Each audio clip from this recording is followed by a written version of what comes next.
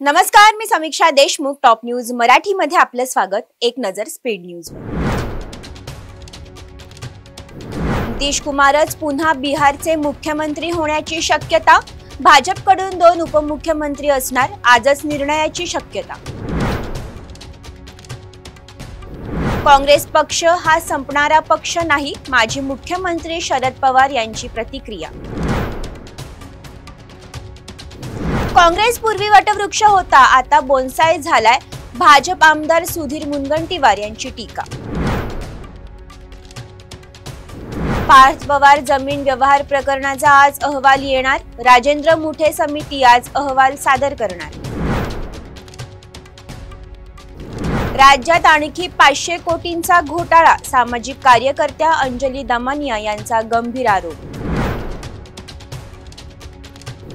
सर्व यंत्रणांनी एकत्र येऊन नवले पुलावरील अपघात रोखण्यासाठी प्रयत्न करावेत. खासदार सुप्रिया सुळे यांचं आवाहन. पुणे महापालिकेच्या अभय योजनेला नागरिकांचा उत्स्फूर्त प्रतिसाद.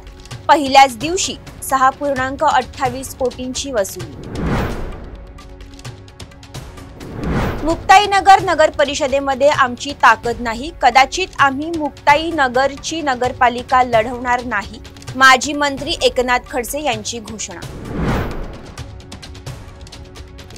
मुंबई महानगरपालिकेसाठी भाजपची बैठक. मुंबई कोर कमिटीच्या बैठकीत पुढील रणनीती ठरण्याची शक्यता. नगरपंचायत नगरपालिका निवडणुकांसाठी उमेदवारी अर्ज भरण्याचा आज शेवटचा दिवस.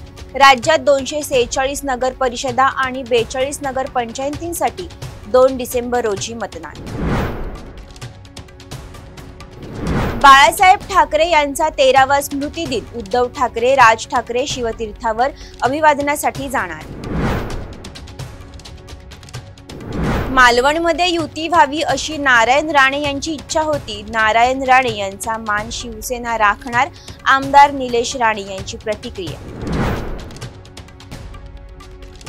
राज्यात थंडीचा कडाका वाढणार. पश्चिम महाराष्ट्रात थंडीचा पारा 10 अंशाच्या खाली.